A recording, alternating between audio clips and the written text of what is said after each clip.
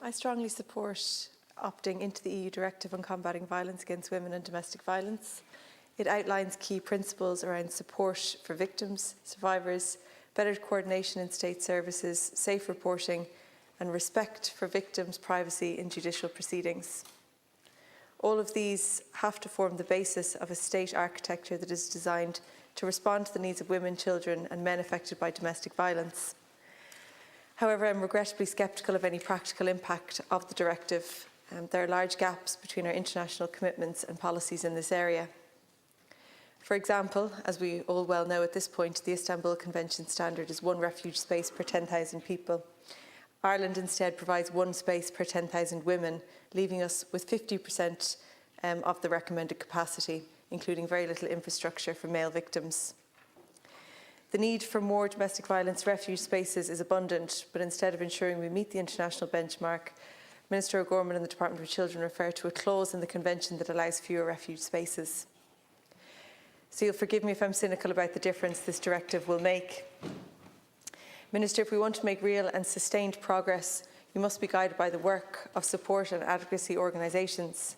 Women's Aid, Safe Ireland and many smaller organisations such as Yana in North Cork are all at the coalface of this very complex issue. They are the experts, we need to listen to them. The government has to provide the resources and policies they are seeking. They have concrete proposals that will make a significant difference to the lives of vulnerable women and children.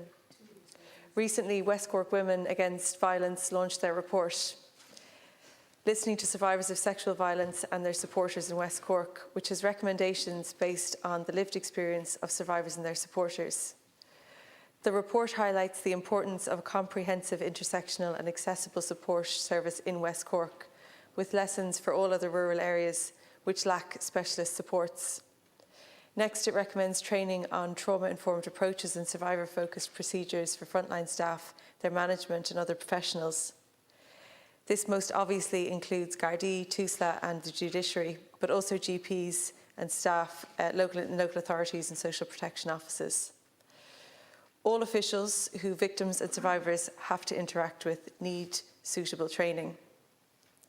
Thirdly, they call for the role of a relationship and sexual education and awareness campaign.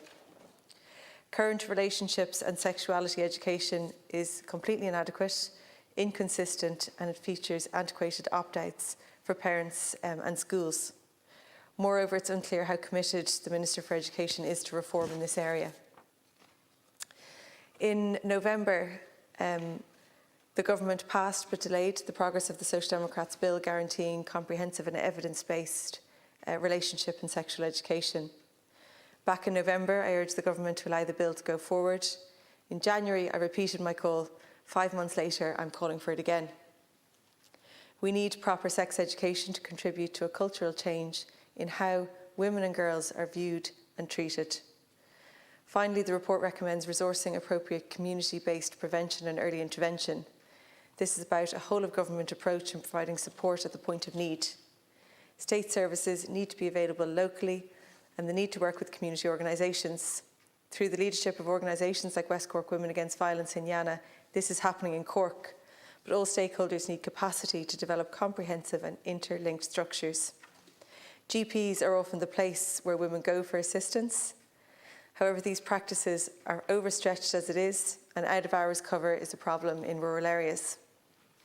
Family resource centres are an invaluable asset for all of the community, but especially those fleeing domestic violence. They are hubs for a variety of services and are absolutely vital to reaching those vulnerable groups. But the support and funding they receive from the government in no way reflects their local importance.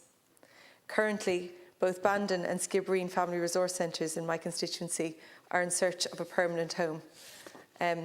One of them has moved, I think, 7 times in the last few years, and that uproots all of the services that they provide to people who really desperately need them, particularly women fleeing domestic violence.